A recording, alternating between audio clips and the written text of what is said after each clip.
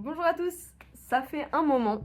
Oui, j'ai pas trop eu le temps ces dernières semaines entre les cours, les examens, le ramadan aussi qui s'est terminé. Mais en tout cas, j'espère que vous allez tous bien.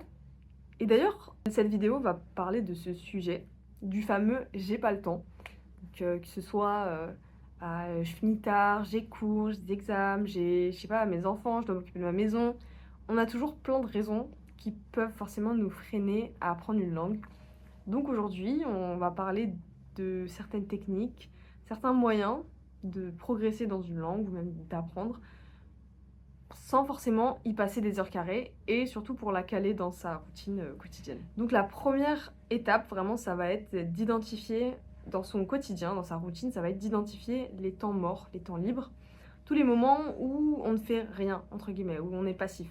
Donc ça peut être les moments d'attente, quand on marche dans la rue, les transports, les temps creux, quand on cuisine, quand on est en pause déj. Moi je sais que je passe énormément de temps dans les transports. Donc pour moi c'est vraiment le temps que je passe, j'essaie vraiment de l'optimiser.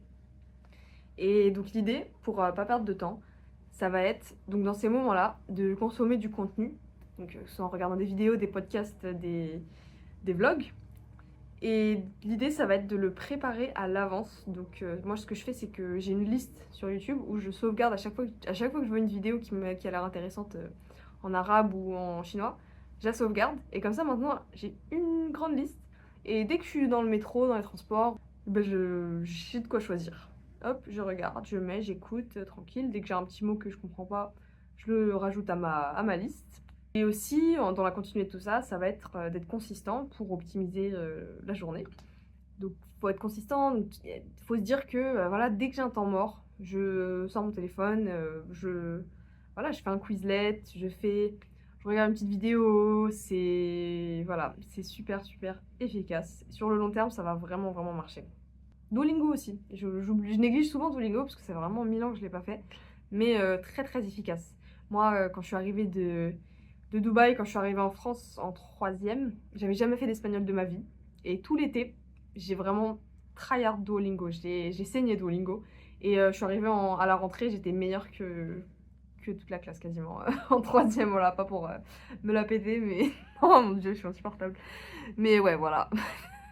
En fait, il faut que ça devienne un réflexe où dès que tu as un moment d'attente, et ben hop, tu sors ton téléphone, tu fais un Quizlet, tu fais une séance de Duolingo, tu regardes une petite vidéo.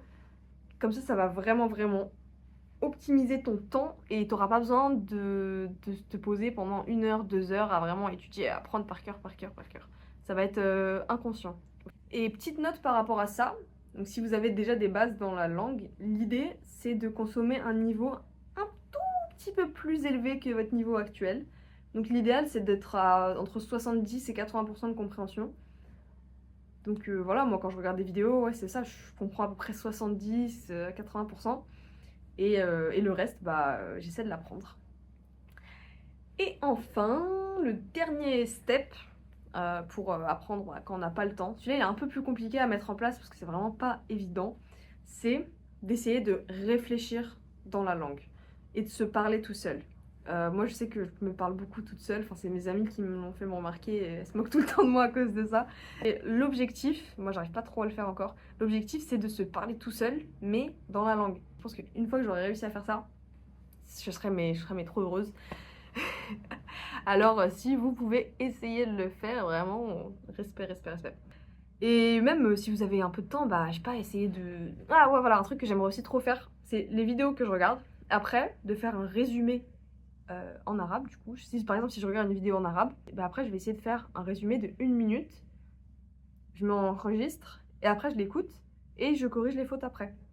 Donc ça, c'est super, parce que déjà, ça va travailler l'écoute, l'attention, et la mémoire, et en même temps, le fait de répéter, et de formuler avec ses propres mots dans la langue. C'est un exercice incroyable, vraiment, à faire, à faire, à faire. Voilà, c'était mes conseils pour essayer d'apprendre une langue quand on n'a pas forcément trop le temps et qu'on vit un petit peu une fast life. Donc j'espère que vous pourrez essayer ces techniques. Et si vous les essayez un jour, dites-le moi en commentaire. Et j'espère que la vidéo vous a plu. Merci beaucoup!